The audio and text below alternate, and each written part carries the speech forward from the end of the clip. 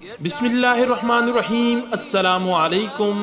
نئے آنے والے دوستوں سے گزارش ہے کہ وہ ہمارے چینل کو سبسکرائب کر کے بیل آئیکن کو دبا لیں تاکہ ہر نئی آنے والی کہانی انہیں بروقت مل سکے۔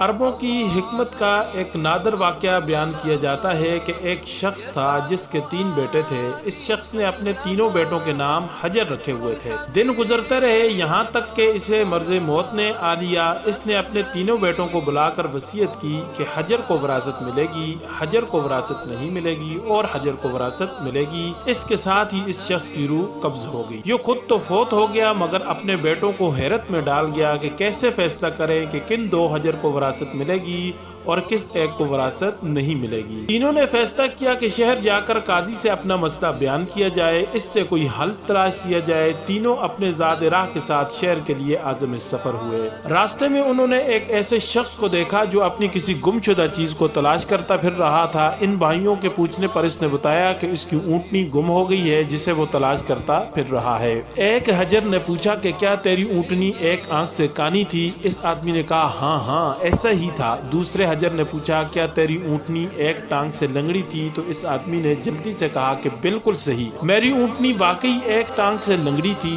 تیسرے حجر نے اونٹنی کے مالک سے پوچھا کہ تیری اونٹنی کی دم کٹی ہوئی تھی؟ تو اس نے خوشی سے اچھل کر کہا کہ بالکل ٹھیک، میری اونٹنی کی دم بھی کٹی ہوئی تھی، بس اب جلدی سے بتا دو میری اونٹنی کہاں ہے؟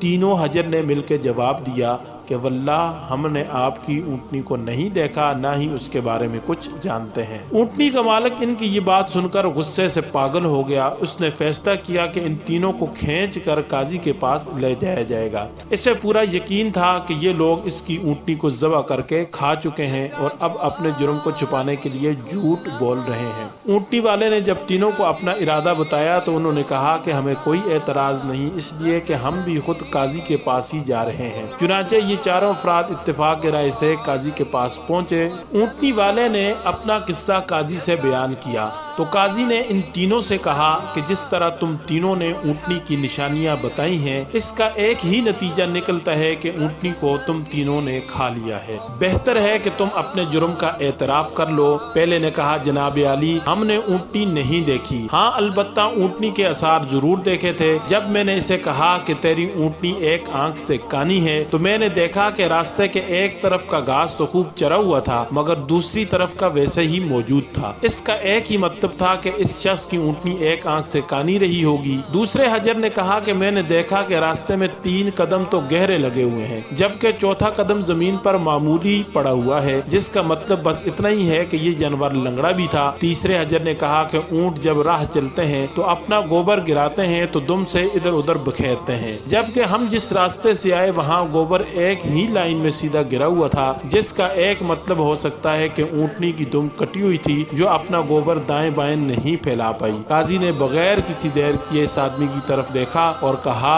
کہ تم جا سکتے ہو، تمہاری اونٹنی ان لوگوں کے پاس نہیں ہے اور نہ ہی انہوں نے اسے دیکھا ہے۔ اونٹنی والے شخص کے جانے کے بعد ان تینوں بھائیوں نے قاضی سے اپنا قصہ بیان کیا، جسے سن کر قاضی بھی بہت حیران ہوا۔ قاضی نے ان تینوں سے کہا کہ تم آج کی رات مہمان خانے میں ٹھہرو، میں کل تمہیں سوچ کر کوئی حل بتاؤں گا۔ یہ تینوں مہمان خانے میں جا کر ٹھہرے تو انہوں نے محسوس کیا کہ ان کی نگرانی کی جا رہی ہے۔ کچھ دیر کے بعد ان کے لیے کھانا لایا گیا جو گوشت کے پکے ہوئے سالن اور روٹیوں پر مشتمل تھا۔ پہلے حجر نے کھانے کو دیکھتے ہوئے کہا کہ یہ سالن کتے کا گوشت کا بنا ہوا ہے۔ دوسرے حجر نے کہا کہ روٹیاں جس عورت نے پکائی ہیں وہ عورت بیمار ہے اور آخری دنوں میں ہے۔ تیسرے حجر نے کہا کہ یہ قاضی اپنے باپ کا غلط بیٹا ہے۔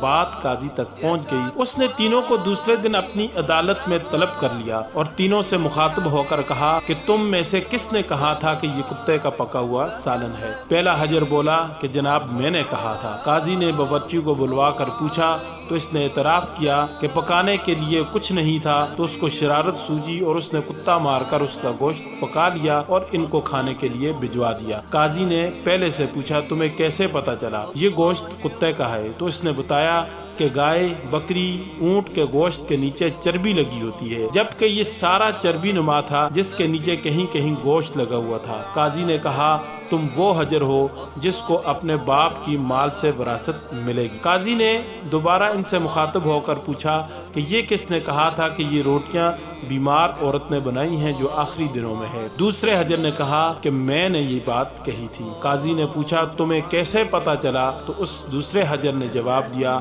کہ روٹیاں ایک طرف سے پھولی ہوئی اور خوب پکی ہوئی تھیں جبکہ دوسری طرف سے کچی اور موٹی رہ گئی تھیں۔ اس سے میں نے اندازہ لگایا کہ روٹیاں پکانے والی خاتون بیمار ہے اور آخری دنوں میں چل رہی ہے۔ قاضی نے اس دوسرے حجر سے بھی کہا کہ تم وہ حجر ہو جسے اس کی باپ کی وراثت سے ترکہ ملے گا۔ پھر قاضی نے تینوں سے مخاطب ہو کر پوچھا کہ یہ کس نے کہا تھا کہ میں اپنے باپ کا غلط بیٹا ہوں؟ تیسرے نے جواب دیا کہ یہ میں نے کہا تھا۔ قاضی اٹھ کر اندر گیا اور اپنی ماں سے پوچھا کہ واقعی سچ ہے کہ میں غلط ہوں؟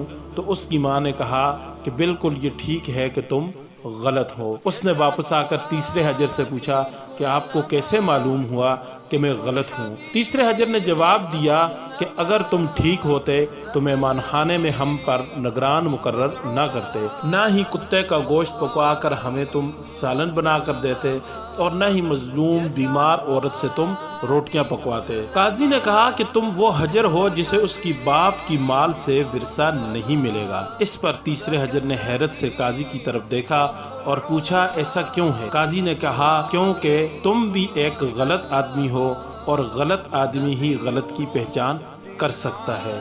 چنانچہ یہ تینوں حجر وہاں سے واپس لوٹے اور اپنی ماں کی طرف آئے اور اپنی ماں سے معاملہ دریافت کیا تو ماں نے انہیں یہ جواب دیا کہ تمہارا باپ ایک صبح نماز پڑھنے مسجد گیا تو تم وہاں نومولود دروازے پر رکھے ہوئے تھے، وہ تمہیں اٹھا کر گھر لے آیا اور تمہارا نام بھی اپنے بیٹوں کی طرح حجر رکھ لیا اور میں نے تمہاری پرورش کی۔ تو ایسی ہوتی ہیں عربوں کی حکایتیں جن میں حکمت اور دانش کے درس بھی ہوتے ہیں۔